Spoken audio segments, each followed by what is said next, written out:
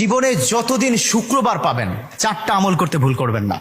আজকে শুক্রবার না, আমি জানি না 4টা আমল করেছেন কিনা বা করছেন কিনা, আপনারা মিলিয়ে নেবেন। যদি 4টা আমল আজকে না করে থাকেন, আজকে থেকে জীবনে যতদিন শুক্রবার পাবেন 4টি আমল করতে ভুল করবেন না। পারবো তো ইনশাআল্লাহ? ইনশাআল্লাহ। 1, দুরূদ পড়া।